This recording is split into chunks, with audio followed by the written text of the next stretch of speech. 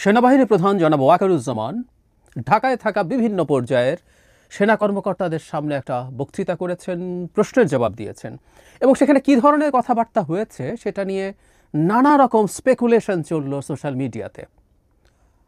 দুরকম বক্তব্য পাওয়া গেছে। ইনফ্যাক্ট শেষ পর্যন্ত আমরা মেইন স্ট্রিম মিডিয়াতে বেশ রাতে যখন আসলো সেটাই যে ধরনের বক্তব্য তার সাথে অ্যালাইন্ড বক্তব্য পাওয়া গেছে। আবার কেউ কেউ সেটাকে তুড়ি মেরে উড়িয়ে দিতে চেয়েছিলেন, এরকমও আছেন। খুবই ইনফ্লুয়েন্সিয়াল লোকজন, ইনফ্লুয়েন্সিয়াল সোশ্যাল মিডিয়া ইনফ্লুয়েন্সার্স, তারা তুড়ি মেরে উড়িয়ে দিতে চেয়েছেন। কিন্তু শেষ পর্যন্ত তার বক্তব্য সামনে আসলো এবং এই মুহূর্তে বাংলাদেশে সবচেয়ে আলোচিত যে ইস্যুগুলো আছে প্রত্যেকটাকেই তিনি অ্যাড্রেস করেছেন। বলা বাহুল্য তার এই বক্তব্যে সরকারের সাথে তার বেশ দ্বিমত দেখা যাচ্ছে এবং একটা ইস্যুতে সরাসরি প্রধান উপদেষ্টা ডক্টর ইউনূসের সাথে তার দ্বিমত আছে।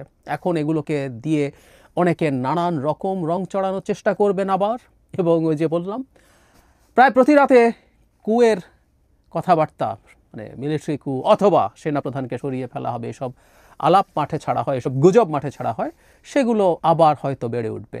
আমরা খেয়াল করব বাংলাদেশের কিছু লোক যেমন এগুলো করছে, ভারতীয়রাও এটা করছে, প্রচুর করছে।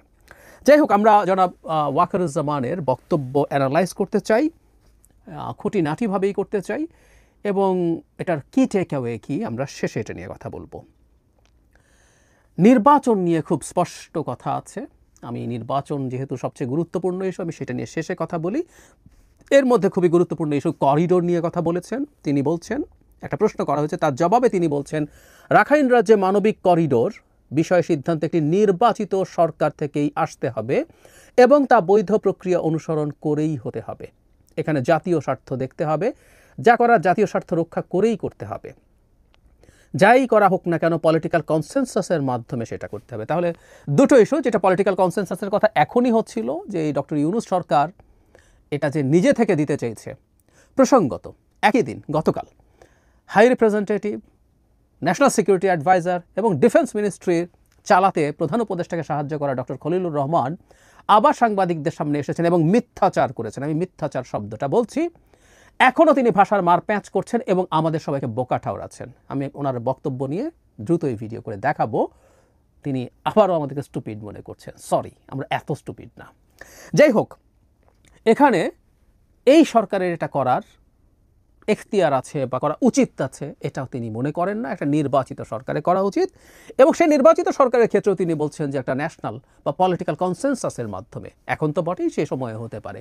সুতরাং করিডোর নিয়ে যে ধরনের কথাবার্তা হচ্ছিল, দিনের শেষে এখানে আমাদের military involvement is very important. তাদের দিক থেকে খুব শক্ত একটা বার্তা সরকারের কাউকে, আমি ঠিক জানি না প্রধান উপদেষ্টা এই ব্যাপারটা কতটা চেয়েছেন, কিন্তু ডক্টর খলিলের যে ভীষণ আগ্রহ আছে এটা আমরা বুঝতে পারি বা ধারণা করতে পারি।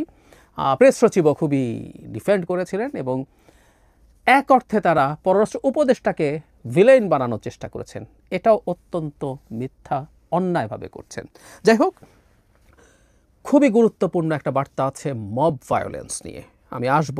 বন্দর প্রসঙ্গে তিনি বলছেন, বিদেশিদের হাতে দেয়া নিয়েও কথা বলেছেন। প্রশ্ন করা হয়েছিল তাকে, তিনি জবাব দিচ্ছেন এভাবে, এখানে স্থানীয় মানুষ ও রাজনৈতিক নেতাদের মতামত প্রয়োজন হবে, রাজনৈতিক সরকারের মাধ্যমে এ ধরনের সিদ্ধান্ত নেওয়া উচিত।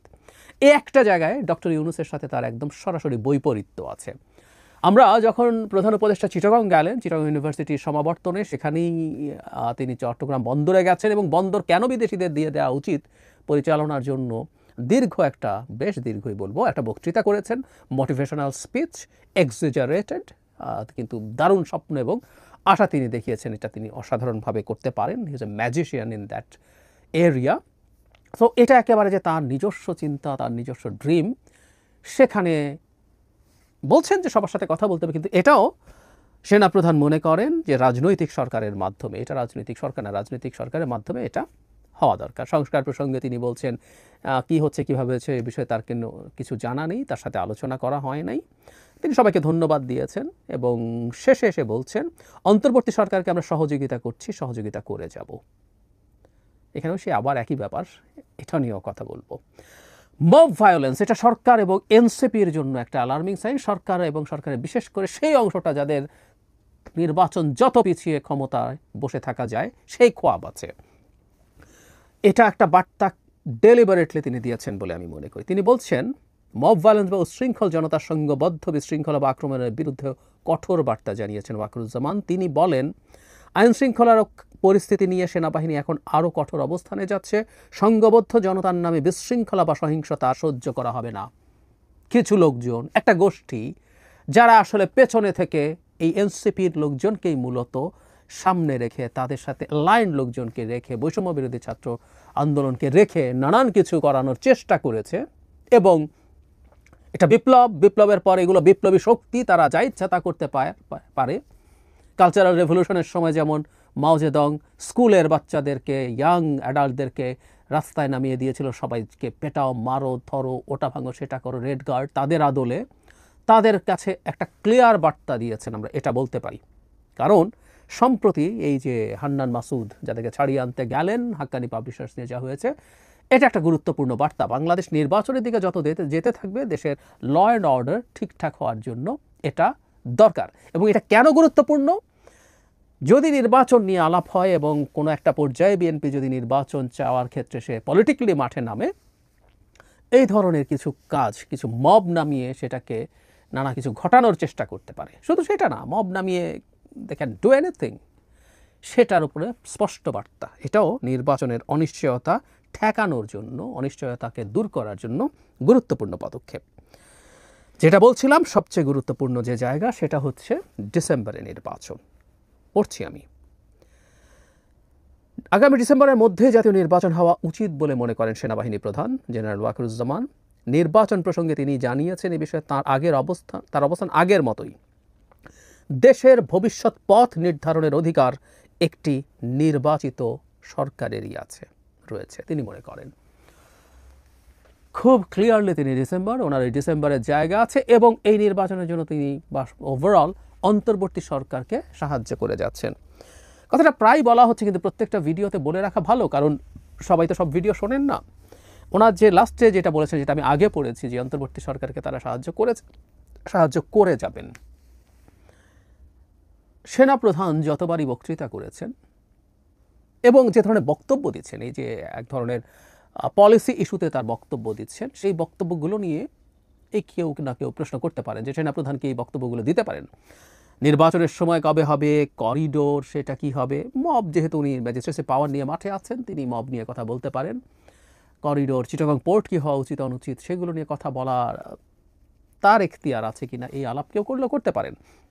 কিন্তু আসলে এই এখতিয়ারের আলাপটা ডক্টর ইউনূস সরকারের প্রতিই আছে।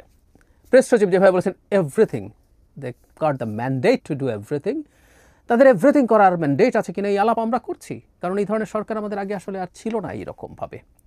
এটা এরশাদ পতনের পর যে ধরনের একটা সরকার হয়েছিল শাহাবুদ্দিন আহমেদের নেতৃত্বে, বা ১/১১ সরকার, ওইটা একটা কু ছিল, মিলিটারি সরকার। এটা একটা গণঅভ্যুত্থানের সরকার, অনেক নিশ্চিতভাবেই একদম টিপিক্যাল কেয়ারটেকারের চাইতে অবশ্যই ম্যান্ডেট, তার এখতিয়ার অনেক কিছু বেশি আছে। কিন্তু সংস্কার করার ম্যান্ডেট আছে বলে দুনিয়ার সব কিছু সংস্কারের মধ্যে তো ওর এখতিয়ার নিয়েই তো আমরা প্রশ্ন করছি। সুতরাং আমাদের এই সিচুয়েশনটা খুব স্ট্রাকচার্ড না, একটা ফ্লুইড সিচুয়েশন। এখানে সরকার কি, সেনাপ্রধান তো সরকারের অধীনস্থ, প্রধান উপদেষ্টা যা চাইবেন তাই হবে, তিনি প্রধান উপদেষ্টার সাথে কন্ট্রাডিক্ট করে কথা বলছেন। আমাদের ওই পরিস্থিতিটা ৫ আগস্টের পর থেকে নাই। জেনারেল ওয়াকারুজ্জামানের গুরুত্বপূর্ণ, আলাদাভাবেও তার গুরুত্বপূর্ণ স্টেকেই শেখ হাসিনা পতনের ক্ষেত্রে আছে। তার একটা সিদ্ধান্ত আমাদের রক্তপাত বন্ধ করেছে, কমিয়েছে, এবং শেখ হাসিনার পতন আর দেরি করায়নি। দেরি হওয়া মানেই হচ্ছে প্রতিদিন মানুষের মৃত্যু, অনেক মানুষের মৃত্যু। নিজের জীবনের ঝুঁকি নিয়ে তিনি সেটা করেছেন। সুতরাং তার একটা ডিফারেন্ট স্টেক আছে, এবং সেই স্টেকই তাকে এইভাবে যখন তিনি কথা বলছেন, সেটার এক ধরনের গ্রাউন্ডও আছে বলে আমি মনে করি।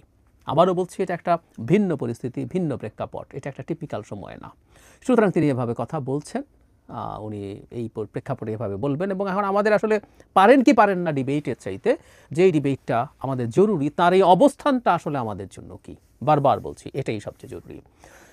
আসলে আমি মনে করি তিনি নির্বাচনের ক্ষেত্রে তার যে অবস্থান, এটা ক্রমাগত পুনর্ব্যক্ত করে যাচ্ছেন। এই পুনর্ব্যক্ত করে যাওয়াটা আমাদের জন্য দরকার। কারণ নির্বাচন হওয়া না হওয়া নিয়ে একটা কায়েমি স্বার্থ গোষ্ঠী, স্বার্থপর, মানে নিজের স্বার্থ দেখা, কায়েমি স্বার্থ দেখা একটা গ্রুপ নির্বাচনকে পিছিয়ে 5 বছরে নিয়ে ঠেকাতে চাইছে, আলাপ করছে, এবং এই সরকারের লোকজন তাদের সাথে অ্যালাইন্ড আছে।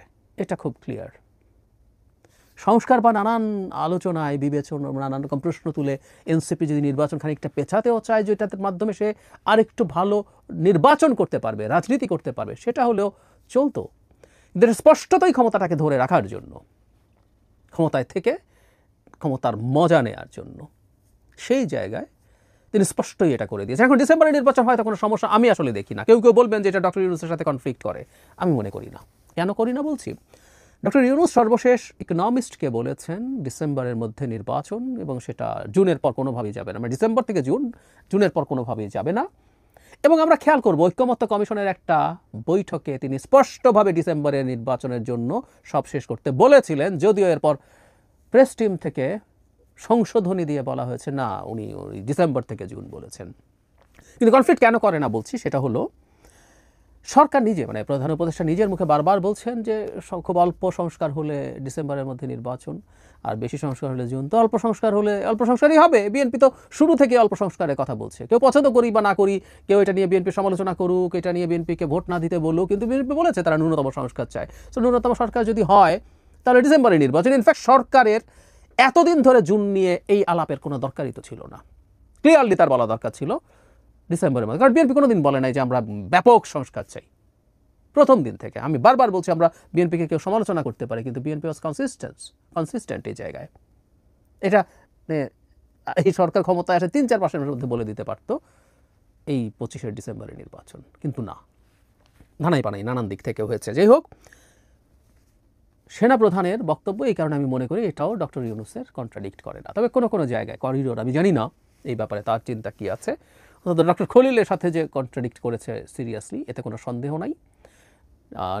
চট্টগ্রাম বন্দর নিয়ে এক ধরনের কন্ট্রাডিকশন আছে, এটা খুব প্রকাশ্য। অবশ্য ওই জায়গায় সেনাপ্রধান আবার খুব টাফ কিছু বলেননি, কিন্তু আমি ধারণা করি এগুলোকে ভিত্তি করে আবার গুজব তৈরি করার চেষ্টা করা হবে। এই দুজনের মধ্যে দূরত্ব তৈরি হয়েছে। এই দূরত্ব তৈরি হয়েছে বলে হঠাৎ করে প্রতি রাতে আবার দুটোর একটা, আইদার সেনাপ্রধানকে সরিয়ে ফেলা হচ্ছে, ওখানে আর কাউকে বসানো হচ্ছে, অথবা সেনাপ্রধান ডক্টর ইউনূসকে সরিয়ে ফেলে সেনা অভ্যুত্থান করছেন। এই সব চলতে থাকবে।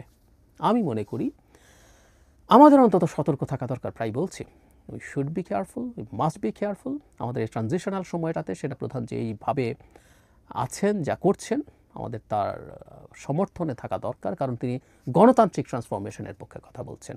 তার বিরুদ্ধে কিছু অভিযোগ, তিনি এটা করেননি কেন, ওটা করেননি কেন, কিছু কিছু ক্ষেত্রে এইসব অভিযোগের গ্রাউন্ডও আছে। কিন্তু একটা স্টেট যখন গণঅভ্যুত্থান পরবর্তী সময় একেবারে ধ্বংসপ্রাপ্ত একটা স্ট্রাকচারের মধ্যে ছিল, সেখানে কিছু ভুলভ্রান্তি, কিছু সমস্যা থাকতেই পারে। এখন আমরা সামনে এগিয়ে যাওয়ার ক্ষেত্রে যে ব্যাপারটা দাঁড়ায়, সেটা ক্লিয়ার হতে হবে।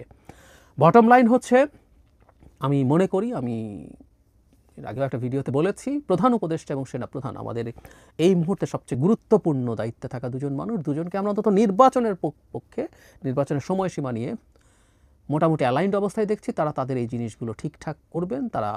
তাদের সলিডারিটি, তাদের মধ্যে যে কোনো খুব বেশি দূরত্ব নেই, তাদের মধ্যে যে সমস্যা নেই, সেটা জনগণের সামনে একটু দেখাবেন। কারণ আমি গত ভিডিওতেই বলেছি যে ক্রমাগত এই গুজবগুলো চলতে চলতে চলতে চলতে ইন্ডিয়ান মিডিয়াতে বা কিছু ব্যক্তি আছেন দেশের বাইরে থেকে, ক্রমাগত প্রতিদিন প্রতি রাতে এগুলো করতে করতে মানুষের কাছেও কিছু না কিছু ট্র্যাকশন তৈরি হয়।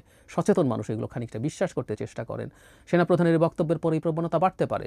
ডক্টর ইউনূসকে অ্যাক্টিভ রোল প্লে করতে হবে। আমি মনে করি তাকে কে গিয়ে কি বোঝাতো সেগুলো না বুঝে নিজে তিনি যাতে প্রোঅ্যাক্টিভলি সিদ্ধান্ত নেন। আমাদের এই ক্রান্তি লগ্নে এটা খুবই জরুরি, এবং আমরা চাই আমাদের এই খুবই গুরুত্বপূর্ণ দুজন মানুষ, প্রধান উপদেষ্টা এবং সেনাপ্রধান, তারা একসাথে এই দেশকে গণতান্ত্রিক ট্রান্সফরমেশনের দিকে নিয়ে যাচ্ছেন, সেটা জনগণ দেখবে।